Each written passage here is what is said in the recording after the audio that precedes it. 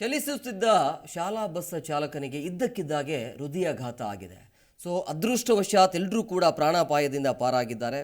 ಚಲಿಸುತ್ತಿದ್ದ ಶಾಲಾ ಬಸ್ ಚಾಲಕನಿಗೆ ಹೃದಯಾಘಾತ ಆಗಿದೆ. ಸಮಯ ಪ್ರಜ್ಞೆಯಿಂದ ಆ ಬಸ್ಸನ್ನು ಸೈಡಿಗೆ ನಿಲ್ಲಿಸಿರುವಂಥದ್ದು ಚಾಲಕ. ನಿಜವಾಗ್ಲೂ ಕೂಡ ಗ್ರೇಟ್ ಅಂತ ಹೇಳಬೇಕು. ಅಪಾಯದಿಂದ 10 ವಿದ್ಯಾರ್ಥಿಗಳು ಪಾರಾಗಿದ್ದಾರೆ.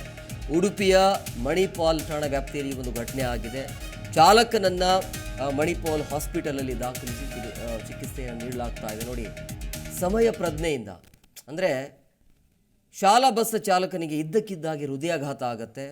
ಆ ಸಮಯ ಪ್ರಜ್ಞೆಯಿಂದ ಆ ಬಸ್ ಡ್ರೈವರ್ ಇದ್ದಾರಲ್ಲ, ಆ ಬಸ್ ಚಾಲಕ ಸೈಡ್ಗೆ ನಿಲ್ಲಿಸ್ತಾನೆ. ಸೊ ಅಪಾಯದಿಂದ ಅಲ್ಲಿರುವಂಥ ವಿದ್ಯಾರ್ಥಿಗಳು ಅಂದರೆ ಬಸ್ ಒಳಗೆ ಇರುವಂಥ ವಿದ್ಯಾರ್ಥಿಗಳು 10 ವಿದ್ಯಾರ್ಥಿಗಳು ಅಪಾಯದಿಂದ ಪಾರಾಗಿದ್ದಾರೆ ಅಂತಲೂ ಕೂಡ ಹೇಳ್ಬೋದು. ದೇವರ ದಯೆ. ಸೊ ಆ ಚಾಲಕನನ್ನು ಅಲ್ಲಿರುವಂಥ ಆಸ್ಪತ್ರೆಗೆ ದಾಖಲಿಸಿ ಚಿಕಿತ್ಸೆ ನೀಡಲಾಗ್ತಾ ಇದೆ. ಸಮಯ ಪ್ರಜ್ಞೆಯಿಂದ ಬಸ್ಸನ್ನು ಸೈಡಿಗೆ ನಿಲ್ಲಿಸಿರುವಂಥದ್ದು ಅದನ್ನು ಕೂಡ ನೀವು ನೋಡ್ತಾ ಇದ್ದೀರಿ. ನಿಜವಾಗ್ಲೂ ಕೂಡ ಗ್ರೇಟ್ ಅಂತಲೂ ಕೂಡ ಹೇಳಬೇಕು. ಸೊ ಆ ಚಾಲಕನಿಗೆ ಶಾಲಾ ಬಸ್ ಚಾಲಕನಿಗೆ ಇದ್ದಕ್ಕಿದ್ದಾಗಿ ಹೃದಯಾಘಾತ ಆಗಿರುವಂಥ ಹಿನ್ನೆಲೆಯಲ್ಲಿ ಆತನ ಸಮಯ ಪ್ರಜ್ಞೆಯಿಂದ ಆತ ತಕ್ಷಣ ಸೈಡಿಗೆ ನಿಲ್ಲಿಸ್ತಾನೆ. ಸೊ ಬಸ್ಸಲ್ಲಿ ಒಳಗಡೆ ಇರುವಂಥ ಮಕ್ಕಳು, ಶಾಲಾ ಮಕ್ಕಳು ಅಪಾಯದಿಂದ ಪಾರಾಗಿದ್ದಾರೆ.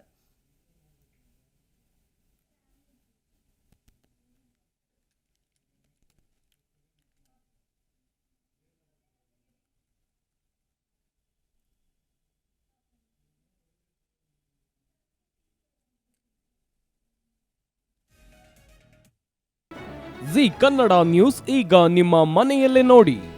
ಎಲ್ಲ ಕೇಬಲ್ಗಳಲ್ಲಿ ಈಗ ಲಭ್ಯ.